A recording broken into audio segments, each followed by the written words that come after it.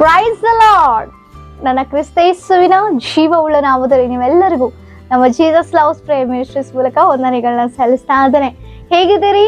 ಎಲ್ಲರೂ ಕ್ಷೇಮವಾಗಿದ್ದೀರಿ ಎಂಬುದಾಗಿ ನಾನು ಕರ್ತನಲ್ಲಿ ಸಂತೋಷವುಳ್ಳವನಾಗಿ ನಾನು ಸ್ತುತಿ ಸ್ತೋತ್ರಗಳನ್ನ ಸಲ್ಲಿಸ್ತಾ ಇದ್ದೇನೆ. ಕೃತಜ್ಞತಾ ಸ್ತುತಿಯನ್ನ ಸಲ್ಲಿಸ್ತಾ ಇದ್ದೇನೆ.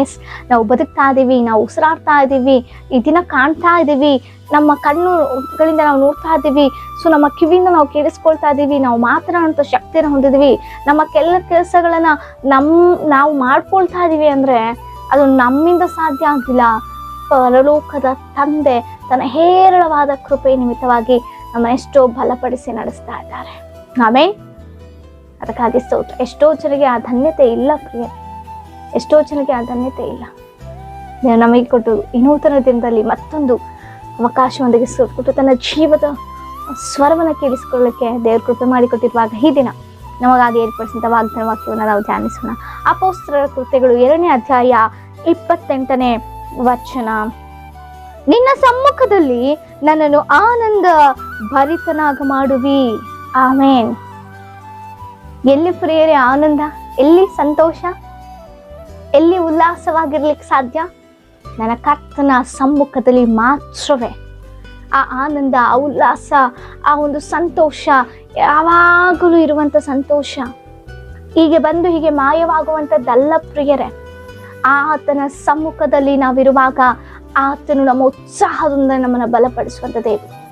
ಅನೇಕರು ಅಂದುಕೊಳ್ತಾ ಇರ್ತಾರೆ, ಸ್ನೇಹಿತರೊಡನೆ ಸ್ವಲ್ಪ ಸಮಯ ಕಳೆದ್ರೆ ನಾನು ಸಂತೋಷವಾಗಿರ್ತೀನಿ, ಒಳ್ಳೆ ಟೈಮ್ ಪಾಸ್ ಆಗುತ್ತೆ, ನನಗಿರುವಂತ ಟೆನ್ಷನ್ಸ್ಗಳು ಹೋಗುತ್ತೆ ಎಂಬುದಾಗಿ. ಇನ್ನು ಕೆಲವರು ಅಂದ್ಕೊಳ್ತಾರೆ ಅವರು ಪ್ರೀತಿಸುವಂತ ವ್ಯಕ್ತಿಗಳೊಟ್ಟಿಗೆ ಮಾತನಾಡುವಂಥದ್ದು, ಸಮಯ ಸ್ಪೆಂಡ್ ಮಾಡುವಂಥದ್ದು. ಇನ್ನೂ ಭಯಂಕರವಾದ ಪರಿಸ್ಥಿತಿಗಳು, ಇನ್ನೂ ಭಯಂಕರವಾಗಿ ಆಲೋಚನೆ ಮಾಡೋರು ಇದ್ದಾರೆ. ಸಿನಿಮಾಗಳನ್ನು ನೋಡ್ತಾ, ಕಾಮಿಡಿಗಳನ್ನು ನೋಡ್ತಾ ಸಂತೋಷವಾಗಿರ್ಬೋದು. ಅದೇ ಲೈಫ್, ಅದೇ ಸಂತೋಷ ಎಂಬುದಾಗಿ ನೆನೆಸುವಂಥವ್ರು ಅನೇಕರು ಕ್ರಿಸ್ತನ ಮಕ್ಕಳಲ್ಲಿ ಅನೇಕರು ಇದ್ದಾರೆ. ಆದರೆ ನಮ್ಮ ಆಲೋಚನೆ ಯಾವ ರೀತಿ ಇದೆ? ನಾವು ಯಾವ ರೀತಿ ಆಲೋಚನೆ ಮಾಡ್ತಾ ಇದ್ದೀವಿ? ಎಲ್ಲಿ ಸಮಯವನ್ನು ಹೆಚ್ಚಾಗಿ ಕಳೆದು ಅಲ್ಲಿ ಸಂತೋಷ ಸಿಗುತ್ತೆ ಎಂಬುದಾಗಿ ಹುಡುಕಾಡ್ತಾ ಇದ್ದೀವಿ. ಪ್ರಿಯರೇ, ಭಕ್ತರು ಹೇಳ್ತಾ ಇದ್ದಾರೆ, ಆತನ ಸಮ್ಮುಖದಲ್ಲದೆ ಎಲ್ಲೂ ಕೂಡ ಸಂತೋಷ ಸಿಗ್ಲಿಕ್ಕೆ ಸಾಧ್ಯ ಇಲ್ಲ, ಸಮಾಧಾನ ಸಿಗ್ಲಿಕ್ಕೆ ಸಾಧ್ಯ ಇಲ್ಲ, ನೆಮ್ಮದಿ ಸಿಗ್ಲಿಕ್ಕೆ ಸಾಧ್ಯ ಇಲ್ಲ, ಆನಂದದಿಂದ ಇರ್ಲಿಕ್ಕೆ ಸಾಧ್ಯ ಇಲ್ಲ. ಎಲ್ಲಿ ಸಂತೋಷ ಸಿಗುತ್ತೆ ಎಂಬುದಾಗಿ ನಾವು ಹುಡ್ಕೊಳ್ತಾ ಇದ್ದೀವಿ. ಅನೇಕ ಕ್ರೈಸ್ತ ಜನರಲ್ಲಿಗೆ ತಮ್ಮ ಟೈಮ್ ಪಾಸ್ಗಳನ್ನ ಗೇಮ್ಗಳಲ್ಲಿ ಆಡುವುದರ ಮೂಲಕವಾಗಿಯೋ, ಕಾಮಿಡಿಗಳನ್ನ ನೋಡುವಂತರ ಮೂಲಕವಾಗಿಯೋ, ಸೀರೀಸ್ಗಳನ್ನ ನೋಡುವಂತ ಮೂಲಕವಾಗಿಯೋ, ಸಿನಿಮಾಗಳಲ್ಲಿ ಟೈಮ್ ಸ್ಪೆಂಡ್ ಮಾಡುವಂತ ಮೂಲಕವಾಗಿಯೋ, ವ್ಯರ್ಥವಾದ ಪ್ಲೇಸ್ಗಳಿಗೆ ಹೋಗುವಂತದ್ದಾಗಿಯೋ ಸಮಯವನ್ನ ಕರ್ತನಲ್ಲಿ ಸದ್ವಿನಿಯೋಗ ಮಾಡಿಕೊಳ್ಳದಂತೆ ಇತರರೊಟ್ಟಿಗೆ ಸಮಯವನ್ನ ವೇಸ್ಟ್ ಆಗಿ ಹರಟೆ ಮಾತುಗಳ ಮೂಲಕವಾಗಿ ತಮ್ಮ ಸಮಯವನ್ನ ಕಳೆದು ಸಂತೋಷ, ನನಗೆ ಬಹಳ ಖುಷಿ ಆಯ್ತು ಎಂಬುದಾಗಿ ನೆನೆಸ್ತಾ ಇದ್ದೀರೇನೋ, ಆ ಖುಷಿ ಕೇವಲ ಅಲ್ಪವು ಮಾತ್ರವೇ. ಆಮೇಲೆ ಎಸ್, ಅಲ್ಪವಾಗಿ ಅಷ್ಟೇ. ಅವರು ಇರುವಂತಹ ಒಂದು ಸಮಯ ಅಷ್ಟೇ ಸಂತೋಷ, ಅದು ನೋಡುವಂತ ಸಮಯ ಅಷ್ಟೇ ಸಂತೋಷ. ತದನಂತರ ಅದೇ ಆಲೋಚನೆ, ಅದೇ ಚಿಂತೆ. ಆ ಸ್ವಲ್ಪ ಸಮಯಕ್ಕಾಗಿ ಎಷ್ಟೋ ಆತುರ ಪಡ್ತಾ ಇದೀವಲ್ವಾ, ಆ ಸ್ವಲ್ಪ ಸಂತೋಷಕ್ಕಾಗಿ ಎಷ್ಟೋ ನಾವು ತಡಬರ್ತಾ ಇದೀವಲ್ವಾ.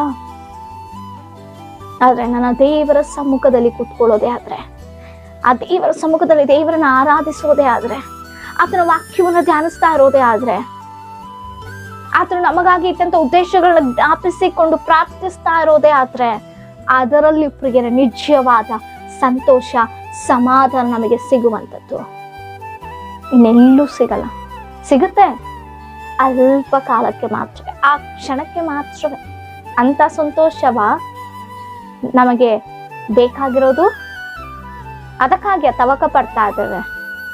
ಅನೇಕ ಕುಟುಂಬಗಳಲ್ಲಿ ಈ ಟಿವಿ ನೋಡುವಂತ ಜನರಲ್ಲಿ ಜಗಳಗಳು ನಡೀತಾ ಇರುತ್ತೆ. ಅದು ನೋಡ್ಬೇಕಂತ ಒಬ್ರು, ಇದು ನೋಡ್ಬೇಕಂತ ಒಬ್ರು. ಎಷ್ಟು ಜನರ ಕುಟುಂಬದಲ್ಲಿ ಇಂಥ ಪರಿಸ್ಥಿತಿಗಳು ನಡೀತಿದೆ ಪ್ರಿಯರೇ. ಯಾವುದಕ್ಕೆ ಹೆಚ್ಚು ಸಮಯ ಕೊಡ್ತಾ ಇದ್ದಾವೆ, ಯಾವುದಕ್ಕೆ ಹೆಚ್ಚು ತಾತ್ಕಾಲಿಕವಾದದ್ದಕ್ಕಾಗಿ ಹೆಚ್ಚು ಜಗಳಗಳನ್ನ ಮಾಡ್ಕೊಳ್ತಾ ಇದ್ದೇವೆ, ಹೋರಾಟ ಮಾಡ್ತಾ ಇದ್ದೇವೆ.